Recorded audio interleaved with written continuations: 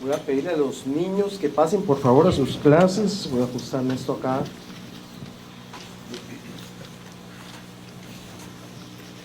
Bueno, si no me sale la voz es que estuve enfermo los últimos 2 días y ando medio ronco. Y no tengo la voz así como muy potente, pero ya naturalmente y enfermo.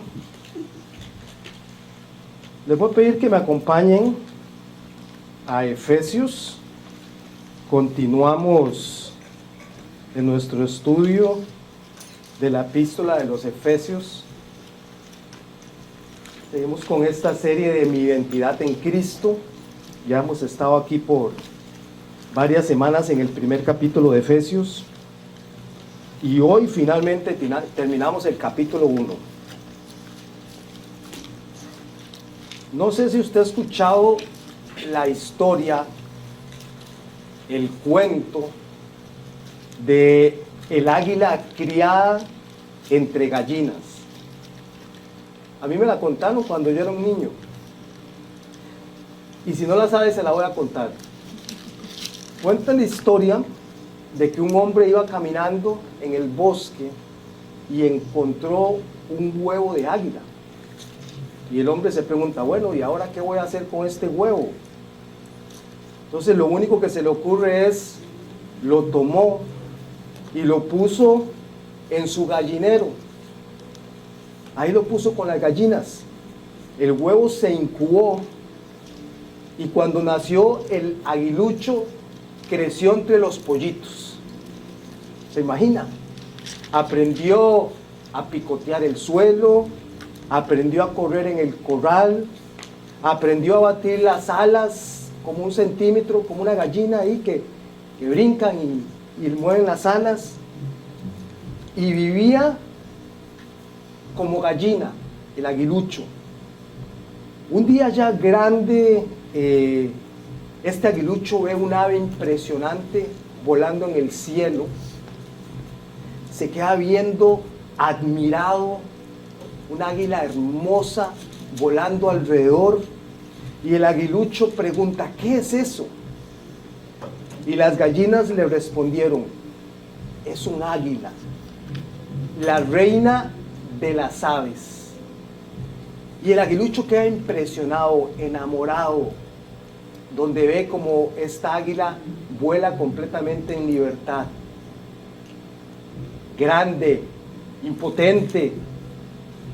Pero las gallinas le dicen al aguilucho, tú eres una gallina. Y el aguilucho tristemente creyó la mentira y vivió y murió sin poder volar. Murió con una falsa identidad como una gallina. Qué historia más triste, ¿verdad? No porque no tuviera alas, sino simplemente porque no entendió quién era. Y es exactamente lo que Pablo nos está enseñando en este pasaje de los Efesios. Pablo nos está enseñando acerca de identidad, acerca de quiénes somos nosotros en Cristo. Pero tristemente, muchos cristianos nacidos de nuevo que aman a Dios están viviendo como gallinas, redimidos por Cristo, sellados por el Espíritu Santo, pero no entienden quiénes son en Cristo. Y Pablo empieza esta oración en el versículo 15 del capítulo 1, donde Pablo ora para que sus ojos, los ojos de su corazón sean abiertos, para que entiendan quiénes son en Cristo, para que puedan volar en libertad, no porque se sientan fuertes, sino que comprendan quiénes son en Cristo, cuál es el poder que vive en ellos. Y esa tragedia del águila no fue por falta de alas, fue por falta de revelación. Y eso es lo que pasa con muchos creyentes también, por la falta de revelación, de comprensión Y Pablo sigue orando para que ellos entiendan, despierten cuál es esa identidad. Entonces vamos a ir a los versos de esta mañana. Acompáñeme. Esta mañana vamos a estar en el capítulo 1. Vamos a leer desde el 18 al 23. 18 al 23, dice la palabra de Dios. Mi oración es que los ojos de su corazón les sean iluminados, para que sepan cuál es la esperanza de su llamamiento, cuáles son las riquezas de la gloria de su herencia en los santos, y cuál es la extraordinaria grandeza de su poder para con nosotros los que creemos, conforme a la eficacia de la fuerza de su poder. Ese poder obró en Cristo cuando lo resucitó de entre los muertos y lo sentó a su diestra en los lugares celestiales, muy por encima de todo principado, autoridad, poder, dominio y de todo nombre que se nombra, no solo en este siglo, sino también en el venidero. Y todo lo sometió bajo sus pies, y a él lo dio por cabeza sobre todas las cosas, a la iglesia, la cual es su cuerpo, la plenitud de aquel que todo lo llena. Y el tema de esta mañana es el poder que vive en nosotros. Ese es el tema de esta mañana en la serie de nuestra identidad en Cristo. Y vamos a trazar este texto en 4 puntos principales, que es el poder que ya tenemos, el poder que levantó a Cristo y el Cristo que está sobre todo y el Cristo que gobierna su iglesia. Entonces vamos a ir al punto número 1, el poder que ya tenemos. Vamos al verso 18.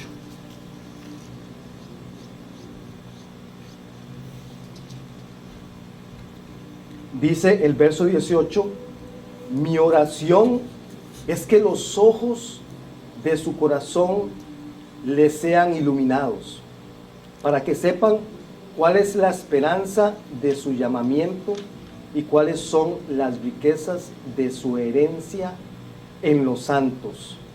Aquí Pablo no está dando más información nueva, sino lo que está Pablo diciendo es que los ojos de su corazón le sean iluminados, para que la iglesia sepa quiénes son en Cristo y viva lo que ya recibió en Cristo. Los ojos del corazón, cuando él habla de los ojos del corazón, está hablando de la capacidad interior que tenemos para percibir las realidades espirituales, para entender nuestra fe, para entender nuestra seguridad en Cristo, para entender las prioridades en la vida. Y un problema común en las iglesias, que pasa mucho, es que ponen su confianza más que todo en los sentimientos, ponen su confianza en el sentir. Y no es que sea malo experimentar o tener ese tipo de sentimientos, no hay nada malo en eso. Pero el problema es que los sentimientos siempre tienen que estar controlados por la verdad de Dios. Usted no puede vivir la vida basada en lo que siente. ¿Se imagina si mañana lunes usted se levantara y dijera, ay no, es que hoy no siento ir a trabajar? ¿Y cómo va a alimentar a su familia? Usted sabe que tiene que ir a trabajar, que eso es lo correcto. Se sienta con ganas de trabajar o no, que probablemente casi nunca se siente uno con ganas de ir a trabajar. Pero eso es lo que tiene que hacer. O que por ahí el hombre casado esté caminando ahí y diga, uy, es que hoy no siento ganas como de estar casado. Voy a ver qué me encuentro por ahí en la calle. No, la vida no puede estar basada en simplemente sentimientos. Necesita estar basada en la verdad de Dios, lo que dice la Escritura, en ir caminando en esa verdad, en ese fundamento. Y cuando nuestros sentimientos están en ese orden correcto, sí, qué bonito experimentar a Dios, experimentar su presencia, experimentar su amor, pero entendiendo cuál es la verdad, que es la palabra. El verso 19 dice: ¿cuál es la extraordinaria grandeza de su poder para con nosotros? ¿Quiénes? Los que creemos, conforme a la eficacia de la fuerza de su poder. El poder que está hablando aquí Pablo es para los creyentes, para los que han creído, para los que hemos creído, los que hemos experimentado la fe. Y Pablo usa términos aquí al final del verso 19 que son poder, que es la palabra poder, que es la palabra fuerza y eficacia. Pablo no usa esos términos como algo pequeño, como algo insignificante. Es el poder que viene de Dios a través del Espíritu Santo. Vea lo que dice Hechos 1:8. Hechos 1:8 dice: pero recibiréis poder cuando el Espíritu Santo venga sobre ustedes, y me serán mis testigos en Jerusalén, en toda Judea y Samaria y hasta los confines de la tierra. Ese poder que está hablando el Espíritu Santo, que recibimos y es aplicado a través del Espíritu de Dios, es el que nosotros necesitamos para vivir una vida en plenitud con Cristo. Ese poder no solo se aplica a nosotros para que Dios haga milagros, sino es el poder que necesitamos para poder obedecer en las cosas que cuesta obedecer a Dios, para poder resistir la tentación, para poder perseverar en medio de las pruebas, para poder amar a aquellos que son difíciles de amar, para poder perdonar, para poder servir, para poder mantenernos firmes en una cultura que va en contra de todo lo que la palabra de Dios dice. Es ese poder que Pablo ora para que sus ojos les sean abiertos y ellos puedan conocer que ese poder vive en nosotros, los creyentes. Y normalmente nosotros combatimos dos errores comunes. El primero es creer que nosotros somos autosuficientes, es decir, que en mis propias fuerzas yo puedo hacer todo. Y eso es un problema y es un error, porque cuando nosotros creemos que en nuestras propias fuerzas podemos, vamos a golpearnos contra una pared, porque nosotros podemos, en el poder que opera en Cristo a través de su Espíritu Santo. Eso quiere decir que yo necesito una dependencia total de Dios. Ahora en la mañana estábamos en el estudio bíblico aprendiendo de lo que significa ser llenos por el Espíritu Santo. Y ser llenos por el Espíritu Santo es someternos a Él, someternos al control del Espíritu a través de la obediencia. Eso es dejar que el Espíritu Santo nos llene. Y ahí es donde nosotros experimentamos el poder de Dios.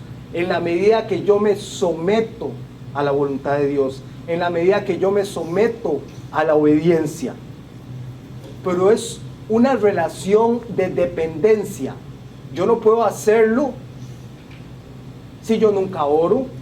Yo no puedo hacerlo si yo nunca leo mi Biblia. Yo no puedo hacerlo si yo no me congrego.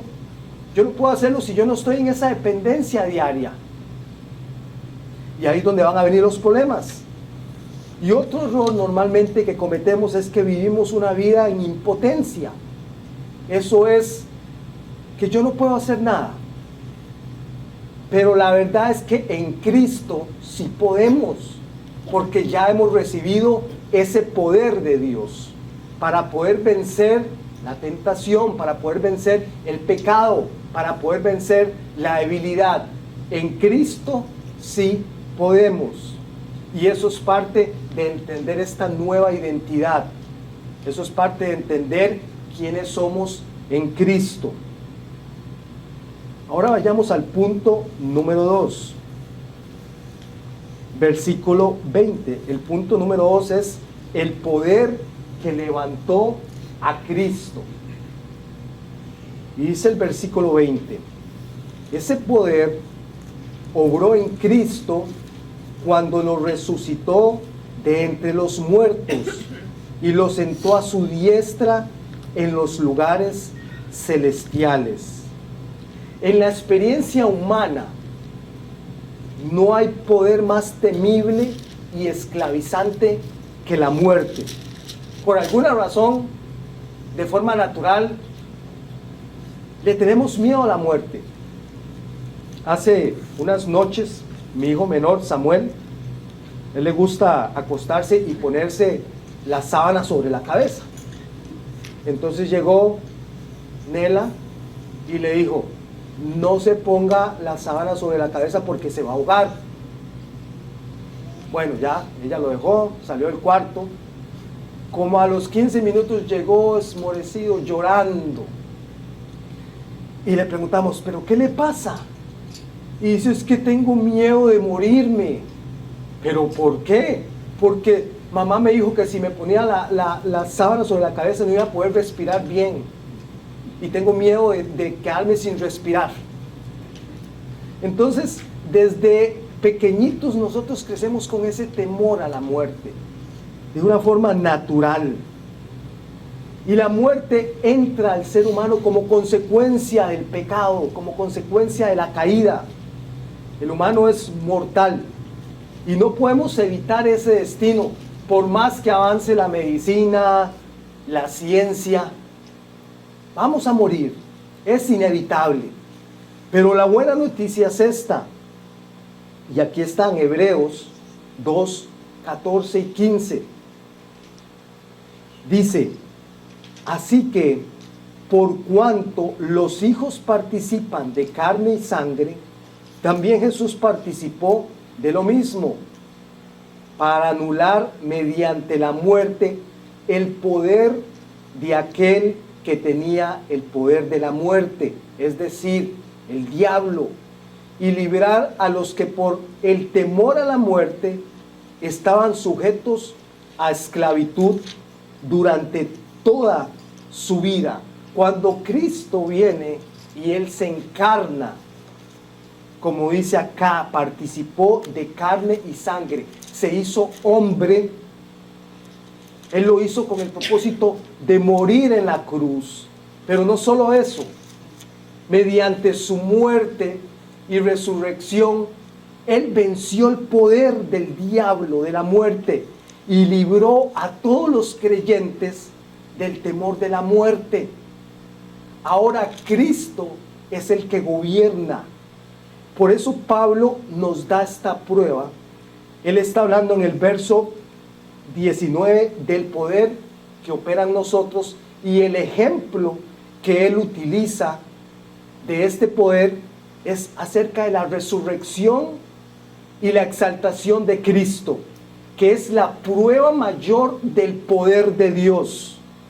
Como Cristo venció la muerte, el enemigo final, y como Cristo es exaltado y ahora está sentado a la diestra del Padre, en un lugar de autoridad, de honor y de poder. La tumba está vacía. Jesucristo resucitó, y resucitó no en una vida vieja como la que tenía antes, adámica, sujeta a una amenaza mortal, sino ahora una vida inmortal. Y ese mismo poder que operó en Cristo, resucitándolo de los muertos, dice Pablo, que es el que nos va a levantar a nosotros cuando muramos. Ese mismo poder que operó en Cristo, que lo sentó al lado del Padre, ese mismo poder nos va a sentar nosotros en la presencia de Dios también. Ahora nosotros la muerte no la vemos con temor, la vemos como esa puerta de entrada a la presencia de Dios. Ahora la muerte es como cuando nosotros vamos en esta maratón, donde ya no tenemos fuerza, donde estamos cansados, donde estamos luchando, donde estamos en contra de la cultura, y la muerte es esa meta final, donde llegamos ahí y podemos entrar a la presencia de Dios. No lo vemos con tristeza, lo vemos con esperanza, lo vemos con alegría. Yo antes le decía a mi esposa, yo quiero vivir hasta los 100 años. Y ahora entre más viejo estoy, le voy bajando al número. No, yo ya quiero estar en la presencia de Dios. Ahora que Dios me deje ver a mis hijos crecer y que sean independientes, y yo quiero estar ahí, en su presencia. Y ese mismo poder que levantó a Cristo es el que nos levantó a nosotros cuando estábamos muertos en nuestros pecados y delitos. Qué maravillosa noticia. Ese poder que está hablando Pablo es que nos trajo de muerte a vida. Es el Espíritu Santo de Dios. Y ahora estamos en vida eterna. Por eso, nuestra vida ya no está definida a través de la muerte. Nuestra vida ya no está definida con lo que usted era antes, cuando estaba muerto, pasado de culpa, de viejos hábitos, de rutinas, de mañas malas. Ya usted no pertenece ahí. Ya ahora usted pertenece a Cristo. Y ese poder que levantó a Cristo de la muerte es el que opera en cada uno de nosotros, para que usted entienda que ya usted no es dominado por el pecado, para que usted entienda que ya usted no pertenece ahí. Esa no es su identidad, porque la obediencia es desde el ser primero. Yo obedezco, yo entiendo quién soy, y en respuesta a ese amor y a esa verdad, ahora camino en obediencia. Yo no obedezco por temor, yo no obedezco por religiosidad, yo no obedezco por apariencias, yo obedezco porque Cristo me amó, y en respuesta a ese amor yo le obedezco a Él. Y si Cristo está sentado a la diestra en el trono de Dios, entonces no hay circunstancias fuera de su trono, no hay dolor, no hay enfermedad, no hay oposición espiritual, escasez que me pueda separar de Él. La iglesia ya no se mueve en temor, se mueve en certeza de que vivimos para un Rey vivo. Y ese poder opera en nosotros, el que resucitó a Cristo. Ahora continuemos al punto número 3. El punto número 3 es el Cristo que está sobre todo. Verso 21 y 22. Dice, muy por encima de todo principado, autoridad, poder, dominio y de todo nombre que se nombra, no solo en este siglo, sino también en el venidero, y todo lo sometió bajo sus pies. Estos términos suenan así como que de entrada uno no los entiende. Principado, autoridad, poder, dominio. Todo esto incluye todo tipo de autoridad creada. Esto va desde los ángeles que han sido fieles a Dios, los ángeles caídos, poderes demoníacos, autoridades humanas, cualquier sistema de gobierno, visible o invisible. Esto lo abarca todo, todo. Y el punto aquí es que no existe ninguna autoridad en ningún plano de existencia que esté por encima de Cristo. Cristo gobierna. Cristo está por encima de todo. Y después dice, no solo en este siglo, sino también en el venidero. Este siglo, en este contexto, significa a la era actual donde estamos viviendo. La era de la iglesia, presente, con sus sistemas de gobierno y poderes espirituales. Y después dice, sino también en el venidero. Eso es una era futura. Ese es el reino eterno. Cuando Dios establezca su reino eterno aquí en la tierra. Entonces Cristo va a reinar. Cristo reina ahora y Cristo va a reinar en el futuro. Eso es lo que está hablando este pasaje. Él tiene el poder sobre todo. Todo lo creado. Absolutamente todo. ¿Y qué aplicaciones tiene esto para la iglesia? La iglesia de Éfeso, a la que Pablo le está escribiendo, recordemos que en esta iglesia estaba rodeada de idolatría, de magia, había mucho temor espiritual, pero Pablo les está diciendo esta verdad. ¿Saben qué? No importa lo que ustedes se enfrenten ahora, no importa la cultura, Cristo está por encima de eso. Cristo es la autoridad final. Cristo reina. Y es lo mismo para nosotros ahora, en nuestro tiempo. Cristo reina sobre todo sistema, ideología, diagnóstico, amenaza, presión cultural, brujería, opresión, ansiedad, cualquier cosa que se diga de ti. Cristo reina. Si su vida le pertenece a Cristo, Cristo reina. Y usted puede estar tranquilo y tener paz. No significa que es una ausencia de batalla, o significa que es un resultado asegurado y que hay una autoridad mayor, que es Cristo. Y al final del verso, en el 22, al comienzo, la primera parte dice, y todo lo sometió, Dios sujetó todas las cosas bajo sus pies.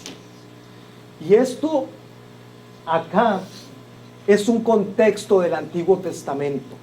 En el Antiguo Testamento, cuando un rey peleaba contra otro y lo conquistaba, llegaba y ponía su pie sobre la cabeza del rey conquistado. No sé si usted se acuerda en la historia de Josué, cuando Josué entra a la tierra prometida y vienen 5 reyes y se unen contra Josué y le hacen la guerra, y Josué viene y les gana a todos y agarra a los 5 reyes y les dice a sus generales, pónganle sus pies sobre su cabeza. ¿Por qué? Porque esto significaba victoria total, dominio absoluto, humillación completa del enemigo. Y ahí es donde tenemos que entender quiénes somos en Cristo. No significa que usted va a hacer este tipo de oraciones que se escucha mucho por ahí. Diablo, estás bajo mis pies, en el nombre de Jesús. No. Nosotros entendemos quiénes somos en Cristo. Nosotros no vamos a ir a pelear contra el diablo. Usted va a permanecer en quién es usted. La palabra de Dios no dice que nosotros tenemos que ir a hacer la guerra a Satanás. Es una guerra que Cristo ya venció por nosotros. Nuestra confianza está en Cristo. Que usted esté completamente seguro quién es usted como hijo. Esto quiere decir que el enemigo ha sido completamente derrotado y está bajo la autoridad de Dios. Y yo me someto a esa autoridad de Dios. Vamos al punto 4. El punto 4 es el Cristo que gobierna su iglesia. el Cristo que gobierna su iglesia.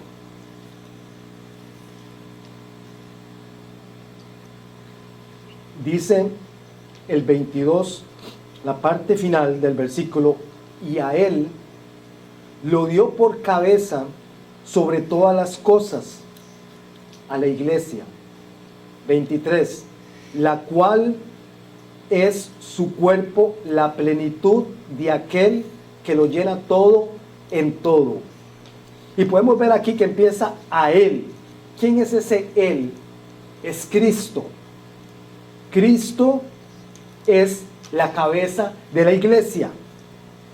¿Y qué significa el término cabeza en la Biblia? Número uno, significa autoridad suprema. La cabeza gobierna el cuerpo. Cristo tiene autoridad soberana sobre la iglesia. Colosenses 1:18 dice, Él es también la cabeza del cuerpo, que es la iglesia. Número 2, ¿qué significa cabeza? Es la fuente de vida. La cabeza no solo manda, también dirige y coordina. Vean lo que dice Efesios 4, 15 y 16. Dice, más bien, estoy en el 4, ahí me lo puso, más bien, al hablar la verdad en amor, creceremos en todos los aspectos en aquel que es la cabeza, es decir, Cristo, de quien todo el cuerpo, estando bien ajustado y unido por la cohesión que las coyunturas proveen conforme al funcionamiento adecuado de cada miembro, produce ¿qué? El crecimiento del cuerpo para su propia edificación en amor. Entonces la cabeza, que es Cristo, provee dirección, provee crecimiento, provee vida espiritual, provee unidad. Sin cabeza, el cuerpo muere. Eso representa a Cristo en la iglesia. Cristo es el que da la dirección, el crecimiento, la vida, la unidad. Y otra cosa que la cabeza representa es el representante federal. Es decir, así como Adán fue el primer representante de la humanidad, como dice Romanos 5, Cristo es cabeza de la nueva humanidad redimida. ¿Qué significa esto? Lo que Él logró como nuestros representantes. En Adán nosotros morimos por el pecado. A través de Adán entró el pecado a la humanidad. A través de Cristo viene la redención y la vida eterna. Y Él es nuestro representante legal, Cristo. Y después habla en el versículo, volviendo al versículo 1, 24, 23, dice, y la cual es su cuerpo, la iglesia. ¿Qué significa cuerpo en este contexto? Aquí Pablo introduce una de las imágenes ilustrativas más poderosas del Nuevo Testamento. De hecho, ayer en la reunión, en la estudio bíblico con los hombres, estuvimos hablando un poquito de esto, en la última pregunta que tuvimos juntos. Y esto es una metáfora que explica una realidad espiritual, mediante donde Pablo nos dice que el cuerpo representa a la iglesia. Y la iglesia, porque la iglesia no es una organización solamente, no es simplemente un edificio, no es un evento que hacemos todos los domingos. No, la iglesia es un organismo vivo que está unido a Cristo. ¿Y qué implica que nosotros seamos cuerpo? Número uno, implica una unión vital con Cristo. No somos seguidores externos, estamos unidos a Cristo espiritualmente. 1 Corintios 12:27 dice: ahora bien, ustedes son el cuerpo de Cristo. Es una relación orgánica, le pertenecemos. También hay una unidad entre creyentes como cuerpo, porque un cuerpo tiene muchos miembros, pero una sola vida. Y no somos creyentes aislados, no somos individuos independientes, somos interdependientes. Pablo lo desarrolla de esta manera, como dice 1 Corintios 12:12. Dice: si un miembro sufre, todos sufren. Si uno es honrado, todos se gozan, porque somos una familia en Cristo. Eso es la iglesia. Y también es diversidad con propósito. Un cuerpo tiene ojos, tiene manos, tiene pies. No todos hacen lo mismo. Esto implica dones distintos, funciones distintas, igual valor delante de Dios. Y esos son los dones que necesitamos en la iglesia. De hecho, ahora Nela va a dar un anuncio al final, porque estamos necesitando esos dones. Y todos pertenecemos al mismo cuerpo que es la iglesia. Y otra cosa que representa el cuerpo es la dependencia. El cuerpo no puede funcionar sin la cabeza. La iglesia no puede operar independientemente de Cristo. Esto implica sumisión, dependencia, obediencia a la voluntad de Dios. Una iglesia saludable no es la que sigue las tendencias de la cultura, sino la que responde a Cristo. No hay cristianismo independiente. Nos necesitamos unos a otros. Se imagina que usted va caminando por ahí y su mano se revela contra su cuerpo y le dice: no, es que ya no quiero vivir aquí, me voy, yo quiero ser independiente. No, esta ilustración que nos da Pablo es tan importante, porque nos dice: nos necesitamos unos a otros como miembro para crecer. Estamos conectados al mismo cuerpo y nos necesitamos para poder vivir la vida entendiendo el llamado de Dios para nosotros y el poder que opera en nosotros. No hay cristianismo independiente. La iglesia es un cuerpo y no se puede desconectar. En esto no existen los llaneros solitarios. Ayer hablábamos de eso, que muchas personas dicen: no, es que yo puedo conocer a Dios sin necesidad de la iglesia. Eso es mentira. La palabra de Dios dice en Hebreos 10:24: no dejen de congregarse como algunos tienen por costumbre. Necesitamos estar en una congregación. No es una opción, es obediencia. No puedes crecer desconectado del cuerpo. Un miembro separado del cuerpo no funciona. Dios nos diseñó para estar en comunidad, para vivir una fe, pero para vivirla en comunidad, para vivir nuestra nueva identidad en Cristo, necesitamos caminar en libertad, en el poder que obra en nosotros. Pero Dios lo diseñó en un orden que Él puso en la iglesia. Cristo es la cabeza, nosotros somos el cuerpo. Y el cuerpo tiene que estar completamente dependiente de Cristo. Y en ese orden Dios dejó dones y llamados. En ese orden Dios dejó los pastores, los ancianos, al cuidado y al liderazgo de la iglesia.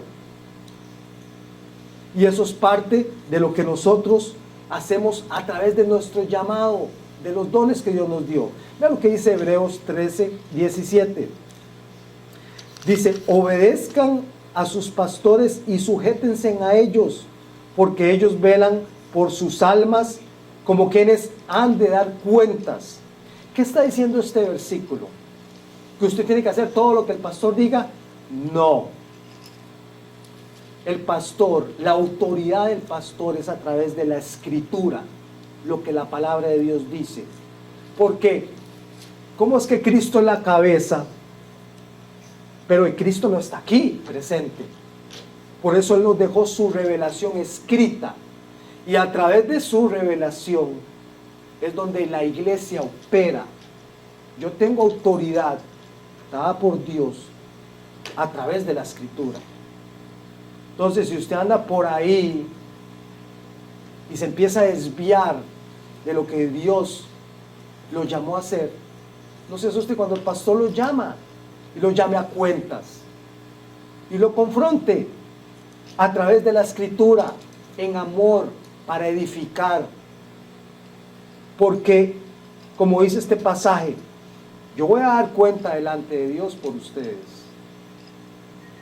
Y eso es muy serio. Dios me va a demandar a mí la vida de cada uno de ustedes. Y si alguno de ustedes se desvía de los propósitos de Dios y yo no hago nada, yo no estoy operando, amando a esa persona. No estoy viviendo el llamado que Dios me llamó a hacer. Y no se trata de control, se trata de amor, de edificarnos. Y ese es el llamado, esos son los dones. Entendiendo que la autoridad final de la iglesia es Cristo. Es Cristo, no es la cultura, no es la política, no es la tradición. Otro ejemplo claro de esto es por la razón que nosotros no tenemos pastoras aquí en la iglesia. Porque es una tendencia cultural, pero no es bíblica. Como iglesia nosotros creemos firmemente lo que la palabra de Dios dice. La palabra de Dios en ningún lugar habla de que la mujer puede ser pastora. Desde Génesis hasta el Apocalipsis, el liderazgo fue otorgado a hombres. Adán en el jardín del Edén. Antiguo Testamento, los profetas, los sacerdotes, hombres. Nuevo Testamento, apóstoles. Después de la era de la iglesia, puso pastores y ancianos, hombres. Nosotros no vivimos en la iglesia por lo que la cultura dicte. Afirmamos lo que la palabra de Dios dice. 1 Timoteo 2, 12 y 14. Tito 1, 5 y 6. No se los voy a leer por tiempo, pero hay un montón de pasajes. ¿Significa que el hombre sea superior a la mujer? Absolutamente no. Esto no habla de más valor por el llamado, por el orden que Dios dejó. Tenemos la misma dignidad, el mismo acceso a la gracia, a la herencia en Cristo. Pero la igualdad de valor no implica la identidad de funciones. Son diferentes funciones, no es cuestión de valor. Es orden y funciones, como el orden que Dios dejó en la familia. Pero este es otro tema para otro día. Como el hombre es la cabeza del hogar. Y Efesios habla de eso. Lo vamos a hablar después. No me voy a meter ahí porque es un montón de cosas. Pero el diseño sabio de Dios lo estableció ese orden en el hogar y en la iglesia. Y nosotros nos sometemos a la autoridad de Cristo, no lo que la cultura diga. Entonces, yo sé que muchos aquí, en vez de le dicen a Nela, pastora, por favor no lo hagan, porque ella no es pastora, es la esposa del pastor. Aquí solo hay un pastor. Y yo sé que lo hacen por respeto, inclusive, pero no es bíblico. Eso no es bíblico.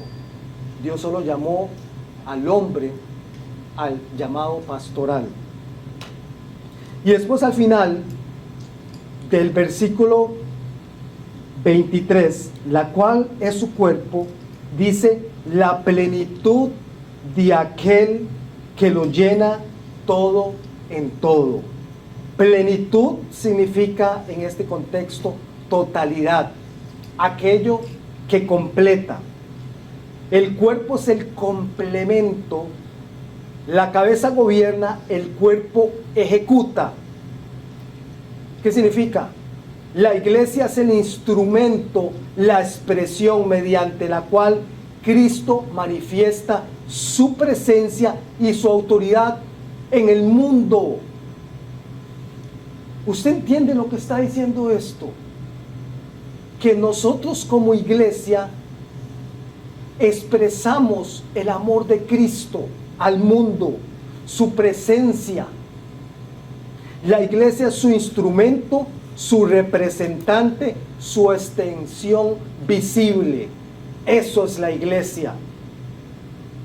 Pastor, es que yo no sé si Dios me llamó, cuáles son mis dones. Usted es representante de Dios aquí en la tierra. Eso es usted. Usted necesita entenderlo. La iglesia es el escenario donde Cristo despliega su gloria, su redención. Así que déjese usar. Deje que ese poder que Dios puso en usted opere a través de el testimonio de su vida con otros. Sea luz, sea sal, comparta de Cristo. Recuerde que a esto fuimos llamados como iglesia. Amarnos primero nosotros y compartir de ese amor de Cristo con otros. En conclusión, Pablo acá no está escribiendo esta oración porque la iglesia de Éfeso estuviera derrotada. La escribe porque ellos estaban viviendo debajo de lo que ya poseían en Cristo. Él quería que fueran águilas en lugar de gallinas, que entendieran cuál era su verdadera identidad en Cristo, que tenían esperanza, pero ellos no la comprendían plenamente. Tenían herencia, pero no la estaban disfrutando. Y ese mismo peligro existe hoy. Podemos ser creyentes genuinos, que amamos a Dios, que inclusive estudiamos la Biblia, y aún así vivir como si Cristo no hubiera resucitado. Por eso Pablo nos lleva a ese punto más alto y más poderoso, que es el poder que levantó a Cristo, es el poder que tenemos nosotros hoy. Y ese Cristo está sentado a la diestra y es la cabeza de la iglesia. Significa que ya no vivimos en temor, ya no vivimos en culpa por el pasado, ya no vivimos en derrota, ya no vivimos en autosuficiencia. Vivimos desde el poder de Cristo resucitado. Y ese Cristo reina sobre su iglesia, nos gobierna, nos dirige, nos sostiene, nos une, nos da vida. Entonces, la pregunta final es, ¿estamos viviendo conscientes de ese poder? ¿Usted está viviendo consciente del poder que Dios ha depositado en su vida? ¿Estamos respondiendo a nuestra cabeza, que es Cristo? ¿Está viviendo bajo el señorío de Cristo? ¿Está viviendo su vida sometida a Cristo? ¿Estamos caminando como un cuerpo unido, como iglesia? ¿Usted está amando su iglesia? ¿Usted está amando la persona que tiene al lado? Ese es el reto para hoy, porque es imposible vivir en plenitud si no entendemos quién es Cristo y quiénes somos nosotros en Él. Entonces, como la oración de Pablo fue que Dios abra nuestros ojos espirituales, es la misma oración para nosotros como iglesia, que Dios abra nuestros ojos espirituales para poder entender las verdades espirituales y poder vivir en esa identidad. Que vivamos en las alturas como águilas, no como gallinas, como águilas en libertad en Cristo. Amén. Amen. Bueno, vamos ahora a adorar a Dios a través de las ofrendas.